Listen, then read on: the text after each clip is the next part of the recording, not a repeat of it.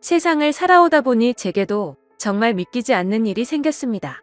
처음에는 숨 쉬는 것조차 힘들 정도로 충격이 커서 많이 힘들었는데 지금은 어느 정도 마음이 진정이 됐는지 숨만 겨우 쉬고 있을 정도입니다. 그래서 이제는 제 고민을 공유하고 다른 분들의 의견도 듣고 싶은 마음에 이렇게 사연을 보냅니다. 저는 올해 30살이고 아버지의 회사에서 일을 하면서 살고 있습니다.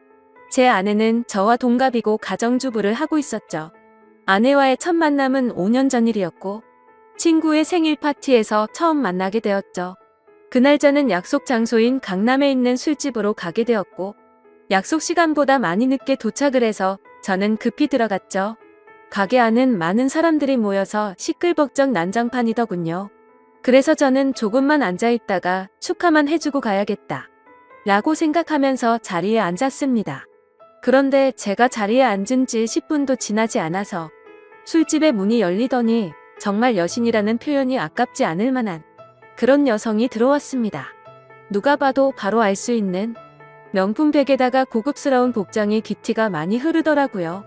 그래서였는지 그때 그 시끄러운 와중에도 몇몇 남자들은 저처럼 조용히 쳐다보고 있다라는 걸 느낄 정도였죠. 그때 저는 바로 그 생각이 들었습니다. 그때 당시에 그 술집에는 저희 테이블 외에도 다른 손님들이 앉는 테이블이 많았었기에 저는 속으로 제 친구의 생일 파티에 온 사람이면 좋겠다라는 생각을 했습니다. 그런데 제 바람은 현실이 되어 주었고 그 여성은 제 친구에게 가볍게 인사를 하더니 제 앞쪽으로 와서 앉더라고요. 저는 낯선 사람들이 많은 자리는 별로 좋아하지 않는 성격이어서 처음에는 조금만 있다가 얼굴만 비추고 바로 가려고 했었습니다. 그런데 집으로 돌아가기는커녕 혹여나 제자리에 누가 앉을까 봐서 화장실도 단 한 번도 안 가고 저는 그 술집에서 자리가 끝날 때까지 계속 그 자리에 앉아 있었죠. 그때 당시 저는 나름대로 여유가 넘치는 편이었습니다. 어릴 때부터 부모님의 재력 덕분에 항상 부족함 없이 자랐었고 지금 생각하면 참 부끄러운 얘기지만 부모님의 힘을 빌려서 외제차를 사서 타고 다녔었죠. 그래서 그때는 철이 덜 들었었죠. 뭔가 여유가 넘치는 척 있어 보이고 싶어서 저는 일부러 테이블 위에 차키를 올려놓고 있었습니다. 마주 앉았던 그녀는 차키를 봐서 그랬던 건지 제게 호감이 있어서 그랬던 건지 저에게 먼저 말을 걸어주더라고요. 지금 생각해보면 제가 여유가 넘쳐 보여서 그랬던 것 같다라는 생각이 들긴 하네요. 아무쪼록 그녀는 딱히 직업이 있었던 건 아니었고 모델 활동을 한다고 하더군요. 그래서 그때 당시에 저는 모델이라고는 패션 모델이나 레이싱 모델 뭐 이런 거를 생각했었죠. 그런데 알고 보니 전문적인 모델은 아니었고 SNS에서 제법 인기가 많았는데 광고 회사들이 화장품이며 옷이며 가릴 거 없이 가끔 홍보를 제안하는데 그럴 때마다 사용 후기 같은 걸 남기는 그런 프리랜서 개념의 일이었습니다. 나중에 결혼 후 들어보니 잘 벌 때는 월 500 이상 대기업 직원만큼도 벌어봤었고 못 벌 때는 월 100만 원도 못 벌 때가 있을 정도였으니 수입이 일정하지가 않았었더군요. 그래서 그녀와 저는 많은 대화를 나누었는데 그녀는 약간 욜로족의 마인드가 강하더군요. 그때만 해도 욜로족이 뭐지? 라는 생각을 했는데 알고 보니 미래를 위해서 현재를 희생하기보다는 미래 걱정은 접어둔 채 당장 현재를 즐기려고 하는 그런 마인드를 가진 사람이었습니다. 그래서 수익이 생기면 저축보다는 자신을 위해서 대부분의 돈을 지출한다고 하더라고요. 저도 그때는 제정신이 아니었던 것 같습니다. 콩깍지가 제대로 씌었던 건지 제가 여유가 많았었던 편이어서 그랬던 건지 모르겠지만 그런 마인드를 가진 그녀가 왠지 자유로워 보였고 뭔가 멋있어 보이기까지 했습니다. 그런데 그런 사상이 얼마나 잘못된 건지 살아가면서 많이 느끼게 되었죠. 아무튼 그날 저희는 서로에 대해서 많은 이야기를 나누게 되었습니다. 자연스럽게 연락처를 교환했고 따로 약속을 잡아서 또 다시 만나게 되었습니다. 외모도 외모지만 성격도 제가 꿈꾸던 이상형이라고 생각이 들었죠. 그래서 저는 남자답게 먼저 고백을 했고 저희는 교제를 시작했습니다. 저희는 서로 이 사람과는 평생을 함께해야 될 사람이다 싶을 정도로 뜨거운 사랑을 나누었습니다. 그때는 저도 제정신이 아니었죠. 그녀가 원하면 뭐든지 주고 싶었고 뒤질은 생각조차 하기가 싫더라고요. 그래서 부모님의 카드로 미친 듯이 돈을 써댔고 아내는 그런 나날을 보내면서 행복에 겨워서 지내게 되었습니다. 그 당시에 저는 공무원을 준비하고 있느라 따로 직업이 없었습니다. 그냥 무의미한 대학 생활과 군 생활 이후 형편없는 삶을 살고 있었죠. 아무튼 저는 이 여자와 평생을 함께하고 싶은 마음에 만난 지 1년도 되지 않아서 평생을 함께하자고 프러포즈를 했습니다. 제 아내는 제 프러포즈를 받아주었고 저희는 그렇게 어리다면 어린 나이에 빨리 결혼을 하게 되었습니다. 저는 학생이라는 신분으로 결혼을 시작하게 되었고 부모님의 지원 아래에 신혼생활을 보내고 있었습니다. 아내는 저를 만난 뒤로부터는 결혼 전에 하던 SNS 활동을 중단했었고 저희는 그렇게 집에서만 뒹굴면서 하루하루를 보내고 있었습니다. 제 부모님이 모든 생활비를 전액 지원해 주셨지만 저는 결국 공무원 시험에 떨어지게 되었고 좌절감에 빠져 있었습니다. 그래서 도저히 이런 생활을 이어나가는 건 아니다 싶었고 저는 사업이라도 해보는 게 어떨까라고 생각을 했습니다. 그때는 왜 그랬는지 모르겠지만 제 스스로 멍청하게도 자존감이 너무나 강했습니다. 그냥 제가 뭘 시작하면 언제든지 돈은 쉽게 따라올 거라고 착각 속에 살았던 거죠.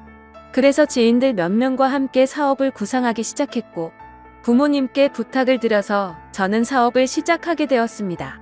처음에는 생각보다도 훨씬 잘 되었습니다. 동업을 하게 된 지인들과 저는 열심히 발벗고 뛰었습니다. 그래서 이대로만 간다면 아버지를 넘어서서 훨씬 더 성공할 수 있겠구나 싶었죠. 그런데 그런 달콤한 꿈도 잠시였습니다. 왜 사업을 할 때 절대로 동업을 하지 말라고 하는지 알겠더군요. 돈 문제로 서로가 부딪히게 되더니 결국에는 사업은 엉망진창이 되었습니다. 아무래도 입장이 다 달랐었죠. 누군가는 자금을 투자했고 누군가는 발로 뛰었고 그러다 보니 굳이 서로가 필요 없는 존재로 여기게 되었고 분열이 되었던 거죠. 결국 남보다 더 못한 사이가 되면서 서로가 각자 제 갈 길을 가게 되었고 엎친 데 덮친 격으로 제가 했던 사업의 시장도 경쟁이 치열해졌습니다. 어떻게든 버티고 또 버텨봤지만 앞으로의 전망이 없다고 판단되어서 결국에는 사업을 포기하고 또다시 백수의 길을 걷게 되었습니다. 그때부터는 점점 부모님 뵙기도 부끄러웠고 제 자신에 대한 자존감이 낮아질 대로 낮아졌습니다. 저는 신경이 날카로워졌고 그런 저를 걱정해주시는 부모님과도 큰 싸움을 하게 되었습니다. 무슨 자신감인지 다 필요 없으니까 저한테 연락을 하지 말라고 하면서 부모님과 연락도 끊게 된 거죠. 부모님도 그때는 지칠 대로 지치셨는지 완강하셨습니다. 무엇보다도 아내는 그런 제게 엄청나게 불만을 가졌고 매일같이 짜증을 냈습니다. 지금 당장 우리 둘 다 수입이 없는데 그렇게 싸우면 우리 생활을 어떻게 하느냐고 말이죠. 그래서 저는 쓸데없는 자존심으로 내가 어떻게든 먹여 살릴 테니까 걱정하지 말라고 했고 그날부터 할 수 있는 일은 뭐든지 했습니다. 쓸 수 있는 게 몸뚱아리밖에 없다 보니 배달 대행도 해보고 대리기사도 뛰었습니다. 그렇게 1년 동안 겨우 입에 풀칠하면서 버텨갔지만 도저히 미래에 대한 비전이 안 보였습니다. 그래서 결국 저는 부모님께 사죄를 드리게 되었습니다. 그동안 실망시켜드린 죄스러운 마음을 보답하기 위해서 아버지 회사로 들어갔습니다. 아버지 회사는 동생이 대학을 포기한 채 사업을 돕고 있었고 동생이 그 사업을 이을 예정이었습니다. 저 또한 아버지의 뒤를 이을 생각으로 들어간 건 아니었고 그래도 하루 벌어 하루 먹고 사는 인생보다는 기술이라도 배우는 게 낫겠다 싶어서 들어가게 된 거였죠. 동생의 밑에서 일을 배워가며 했지만 기분이 나쁜 건 전혀 없었습니다. 1년 동안 더 뼈저리게 사회생활이 힘들다라는 걸 깨달은 덕분이었죠. 그래서 그동안 부모님 카드로 돈을 막무가내로 쓰던 지나나를 반성하게 됐고 오히려 그동안의 잘못을 뉘우치면서 저는 부모님의 신뢰를 얻기 위해 정말 열심히 살았습니다. 그렇게 하다 보니 좋은 결과들이 점차 뒤따라오기 시작하더라고요. 기존의 업체들보다 제법 규모가 큰 업체들이 운 좋게 거래처로 들어오게 되었습니다.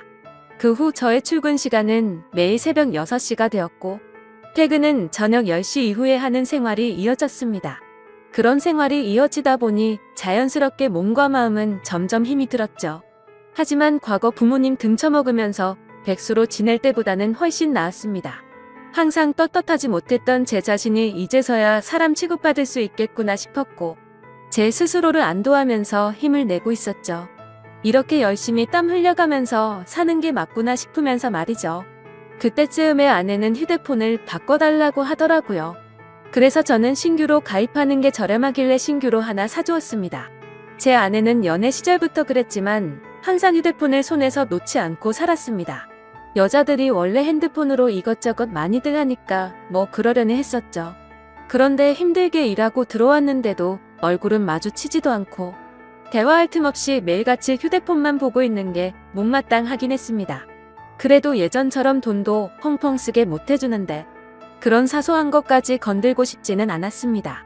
그렇게 힘든 하루하루를 보내고 있었는데 저는 최근에 업무가 과했던 건지 약간 몸에 무리가 오더라고요.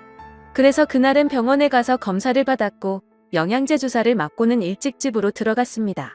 그런데 집에 있어야 할 아내가 집에 없더라고요. 저는 아내에게 어디 갔냐고 연락을 했고 한참 동안 연락이 없었습니다. 평소에 항상 휴대폰을 분신처럼 끼고 사는 사람이 연락이 없으니까 뭐지 싶었죠.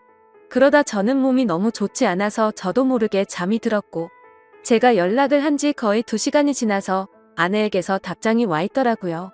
친정에 왔는데 잠깐 잠들었었다며 지금 집에 들어온다고 하더군요. 그래서 그때는 큰 의심 없이 그냥 그런가 보다 했습니다.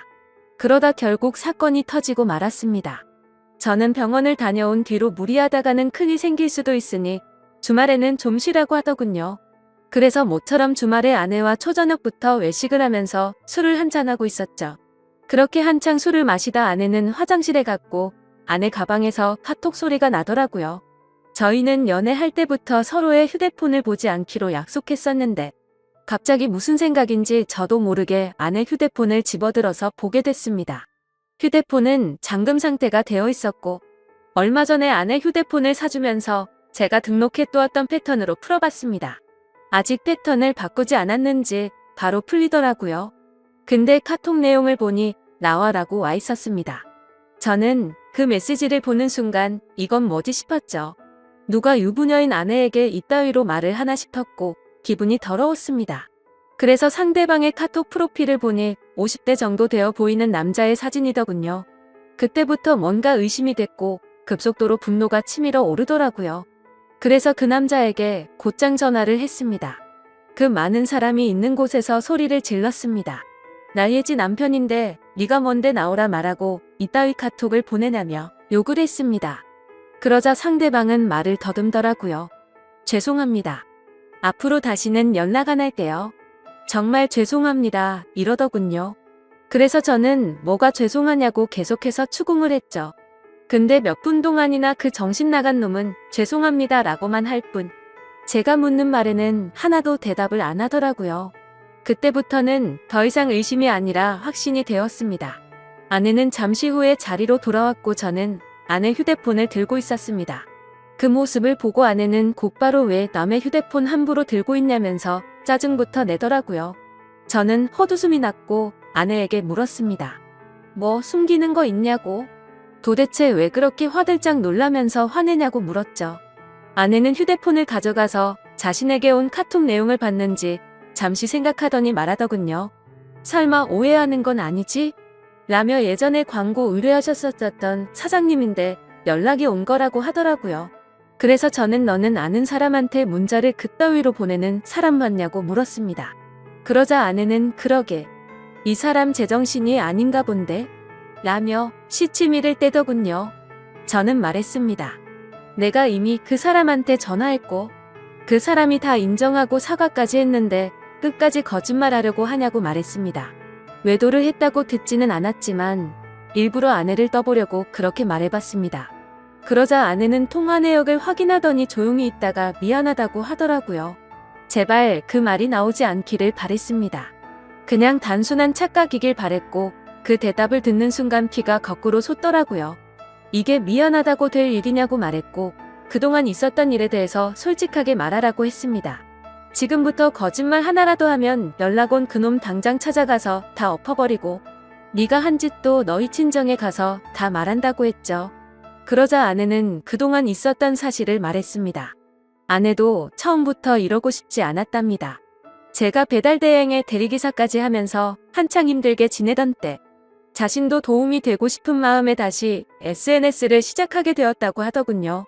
그런데 한참을 쉬어서 그런지 예전처럼 광고가 들어오지 않았고 이 남자에게서 메시지가 왔다고 하더라고요. 그냥 딸을 잃어서 너무 그리워서 그런데 만나서 밥만 먹어줄 수 없겠냐며 부탁을 들어주면 30만 원을 준다고 했다더군요. 그래서 혹시라도 이 남자가 헛짓거리 하면 바로 경찰에 신고를 할 생각을 가졌고 밥만 먹고 30만 원이나 챙기자 싶어서 나갔답니다.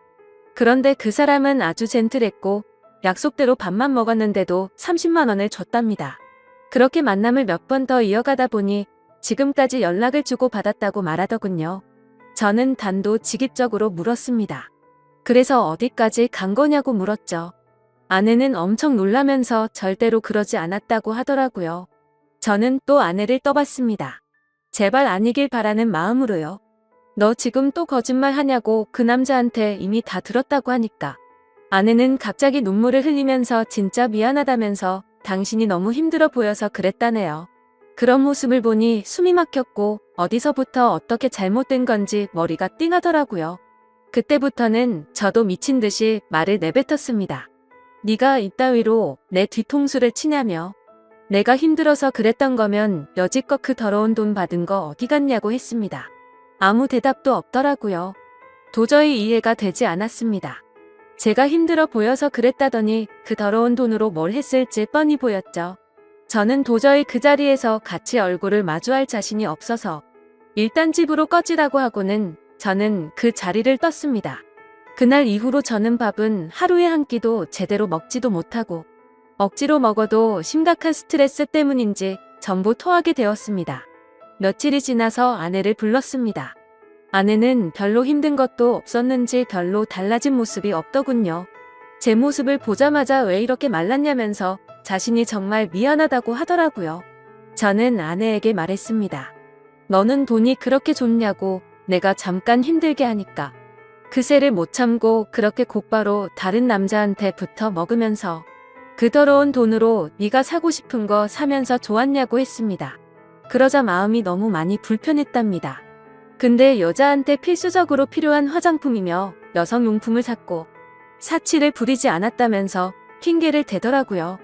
제가 나름대로 1년 동안 열심히 일해가면서 벌어다 준 돈은 돈이 아닌가요? 저는 그동안 내가 집에 넣어준 생활비는 어디다 썼냐고 거짓말 하지 말라고 했습니다. 아내는 사실 친정에서 돈이 필요하다고 해서 거기다가 생활비를 보내줬다고 하더군요. 진짜 너무 어이가 없고 기가 막혔습니다. 아내와 제가 결혼을 할 때 돈 한 푼도 보태지 않았던 친정이고 제 부모님과 다투고 밥 사 먹을 돈도 없어서 도움을 청했을 때 매정하게 거절했던 장인 장모였습니다. 근데 그런 인간들한테 제가 피땀 흘려번 돈을 보냈다고 하네요. 이 말을 아내에게 하면서 네가 도대체 생각이 있냐고 물었습니다. 그러자 그럼 어떻게 하냐며. 아무리 그래도 부모님이 힘들다고 하는데 어쩔 수 없었답니다. 도대체 뭘 어쩔 수가 없다는 거죠? 제가 돈 10원도 못 벌어 온 것도 아니고 충분히 먹고 사는데 문제는 없었는데 그 돈을 홀라당 친정에 보내주고는 화장품이며 여성용품 사려고 돈 많은 남자한테 붙어 먹었다는 걸 어떻게 이해해야 하죠? 솔직히 아내의 친정도 심각한 문제입니다. 저희 집에만 매달려서 돈 한 푼도 없이 딸을 시집 보낸 것도 모자라서 제가 아내 모르게 돈을 빌려준 돈도 꽤 많습니다. 그때 당시에는 제가 사랑하는 아내의 식구들이었고 당장 너무 힘들다고 하는데 어쩔 도리가 없었죠. 그렇게 한 번만, 또 한 번만, 마지막으로 한 번만 이런 식으로 보내준 금액만 5천만 원이 넘습니다. 막상 아내의 얼굴을 마주하고 있으면 마음이 또 약해지는 것 같기도 하고 이런 제 자신이 정말 저도 답답하고 화가 납니다. 남들이 이런 고민을 갖고 있으면 남자가 진짜 바보 같은 놈이구나 했을 겁니다. 그런데 막상 제게 이런 일이 생겨버리니 아닌 걸 알면서도 단호하게 내쳐지지가 않네요. 아내는 계속 울고 불며 미안하다고 절대로 두 번 다시는 이런 일 없을 거라고 믿어달라면서 빌고 있는 상황입니다. 저는 이게 돌이킬 수 없는 일이기에 아내가 너무 천박하다는 생각을 하면서도 어떻게 해야 할지 도저히 모르겠습니다. 제가 아내를 믿어준다고 하더라도 아내가 그 늙은 남자와 있었던 상상들을 계속해서 하게 될 텐데 이 만남이 유지될 수가 있을까요? 정말 어떻게 이렇게 한순간에 처참하게 모든 게 무너져 내릴 수 있는지 제게 닥친 가혹한 현실이 너무 힘이 드네요. 인생이란 참 어렵고 힘든 것 같습니다. 이런 걸 고민이라고 사연을 올리는 제가 멍청한 거 저도 잘 알지만 욕보다는 현명한 말씀을 부탁드리겠습니다. 감사합니다.